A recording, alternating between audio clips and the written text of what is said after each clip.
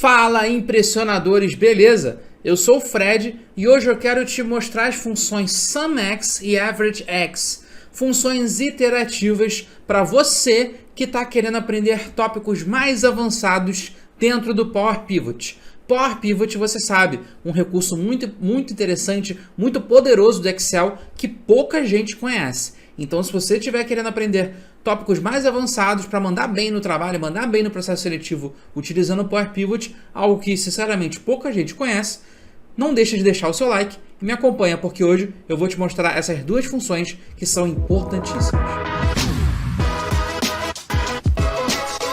E é claro que esse arquivo aqui, que eu vou usar para te explicar essas duas funções importantes, tá? Ele vai estar disponível para download. Você pode olhar aqui embaixo, na descrição do vídeo, que tem um linkzinho para você baixar esse arquivo e praticar. Beleza, gente? Então vamos lá. Qual que é o meu objetivo? Eu tenho aqui uma base com vendas, tá? Data da venda, quantidade de produtos vendidos, preço unitário, né? E o faturamento, né? O valor de cada venda, tá? E eu vou fazer o quê? Eu vou colocar essa base dentro do Power Pivot. Como que eu faço isso? Vou lá na guia Power Pivot e seleciono adicionar ao modelo de dados, certo? Ao adicionar o modelo de dados, o que o Power Pivot faz? Ele pega essa base que está no Excel e coloca dentro do Power Pivot. Lembrando, o Power Pivot ele é um suplemento do Excel. Ó. Eu gosto até de fazer isso aqui para mostrar para vocês. Repara que por trás, ó, aqui atrás, eu tenho o Excel. E aqui na frente, em uma janela separada, eu tenho o Power Pivot, tá bom? Power Pivot é um suplemento do Excel, um programa que roda ali junto com ele, tá? E imagina que eu queira fazer o somatório do faturamento, tá? Quero somar todos os valores de faturamento aqui dessa base. O que eu posso fazer? Eu posso ir lá no meu Excel e criar uma medida que vai somar todos os valores dessa coluna de faturamento, tá bom? Qual função que eu posso usar para fazer essa soma? Eu posso usar a função sum, tá? Sum, que é soma em inglês, e é a função do Power Pivot que a gente usa para somar valores, tá? Então, olha o que eu vou fazer. Vou voltar no Excel e dentro do Excel eu vou em medidas, nova medida. Eu vou criar uma nova medida que vai ter a soma de todos os faturamentos, certo? Eu vou chamar essa medida de total faturado. E aí, gente, eu vou usar qual função? A função sum, tá? Repara, estou usando a função sum, que é como se eu fosse usar a função soma, né, do Excel, tá? A questão é que dentro do Power Pivot eu não tenho a função soma, tá? Dentro do Power Pivot eu tenho funções do Excel, tá? Algumas que são bem parecidas com o Excel, tipo a soma, só que elas estão em inglês, sum, certo? E aí, dentro de parênteses, eu faço a mesma coisa que eu faria no Excel, que é passar os valores que eu quero somar, tá? No caso, eu vou somar a coluna de faturamento, tá bom? Repara que ele coloca uma outra anotação, né? Aqui a gente está somando a coluna faturamento, enquanto no Excel a gente costuma o quê? Somar, né, intervalos, né, somar células. Aqui a gente não tem essa noção de célula. A gente soma, a gente faz contas com colunas inteiras, tá bom? Eu vou formatar como moeda, porque é um faturamento, né, um total faturado, valor monetário, e pronto.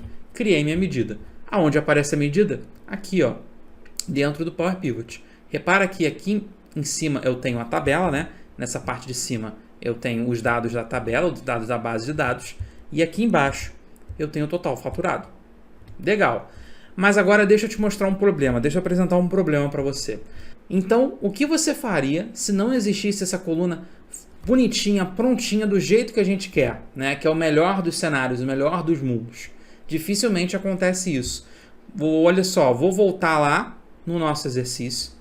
Eu vou remover a coluna de faturamento. Ela não existe mais. Vou atualizar. E agora ele vai atualizar a tabela dentro do Power Pivot, tá? No modelo de dados, com as informações da tabela do Excel. Como eu excluí a coluna de faturamento do Excel, ela também vai sumir aqui do meu Power Pivot, tá? Como você faria agora para fazer o total faturado? Beleza? Repara que até aquela medida que a gente tinha criado deu até erro, porque ela estava somando a coluna de faturamento que não existe mais, tá bom? Nós teríamos duas opções. Uma primeira opção seria criar uma coluna de faturamento aqui, tá? Dentro do Power Pivot, e depois somar ela. Então a gente teria que dar 2 passos, reparou? Olha lá, a gente ia primeiro criar a coluna de faturamento, tá? E aparecer aqui um faturamento, embaixo outro faturamento, e depois outro faturamento, e assim por diante, tá? E depois a gente ia fazer o quê? Pegar todos os dados dessa coluna e somar. E se tivesse uma fórmula que fizesse tudo ao mesmo tempo, tá? Ela vai, ao mesmo tempo, multiplicar a quantidade vendida e preço do produto para encontrar o faturamento daquela venda, o total daquela venda, e isso vai encontrar o total da venda para todas as vendas, ó. Primeira linha, segunda linha, terceira, cada linha é uma venda, então cada venda terá o seu valor faturado, certo? Beleza. E depois, essa mesma função já vai fazer o quê? Já vai fazer o somatório, tá? Eu posso fazer isso tudo utilizando as funções iterativas do Power Pivot. Nesse caso, eu vou usar a função SUMX, tá bom? Se escreve assim, ó, SUMX. É sum de soma mesmo, tá? Que nem a gente usou a função soma, sum, só que esse x indica que é uma função iterativa. Gente, iterativa, iteradora, tem algumas pessoas que chamam de nomes diferentes, tá bom? O importante é que a gente vai ter, né, para cada linha, 2 contas sendo feitas. A primeira conta vai ser multiplicando a quantidade vendida pelo preço do produto, tá? Para encontrar o faturamento de cada linha, certo? E isso é o que a gente chama de interação, tá? E aí a gente vai fazer essa iteração, né? Essa expressão multiplicando tamanho do pedido vezes o preço do produto. E depois a gente vai pegar isso tudo e somar, certo? O x da SUMX representa essa operação aqui, ó, essa iteração que vai multiplicar e encontrar o faturamento. Na linha seguinte também, ó, multiplicar e encontrar o faturamento, tá? Essa é a ideia do x. E o sum é por quê? Porque vai pegar todos esses resultados aqui e vai somar. Vamos fazer na prática? Ao invés de eu criar uma nova medida, eu vou pegar essa medida aqui que já está pronta, que a gente tinha feito e agora está dando erro, porque eu escolhi a coluna, né? E eu vou só editar aquela medida. Como que eu faço para editar? Volto no Excel, na guia Power Pivot, eu vou clicar em medidas, tá? E lá em medidas tem o gerenciar medidas. Dentro dessa janelinha de gerenciar medidas aparecem todas as medidas que eu tenho na tabela, né? E eu só tenho essa, que é o total faturado. Cliquei nela e vou em editar. Agora eu posso editar tudo daquela medida. Posso editar o nome dela e posso editar a função também. Posso editar a fórmula dela, tá? Agora eu não vou usar mais a função sum. Eu vou usar a função SUMX, certo? E aí, gente, nós vamos ter que fazer 2 coisas. Primeiro de tudo, especificar em que tabela eu quero fazer essa conta. Por quê? Não falei para vocês que ele vai fazer para cada linha, né? Qual é o valor faturado? Então, para cada linha ele vai pegar o 3 e multiplicar por 1.500, né? A quantidade vendida e o preço unitário. Só que eu tenho que informar para o Power Pivot o seguinte, em cada linha de que tabela? Imagina que eu tivesse aqui embaixo, ó, mais tabelas. Eu tenho a tabela 1, tivesse a tabela 2, 3, 4, 5, né? Eu tenho que indicar para o Power Pivot, para cada linha de qual tabela eu tenho que fazer aquela interação. Eu tenho que multiplicar a quantidade vendida pelo preço do produto, tá? Eu fiz até uma coisa não muito boa. Eu não renomeei a base, tá? Eu deixei como tabela 1, mas não tem problema. Qual base que eu quero usar? Tabela 1, tá? Beleza.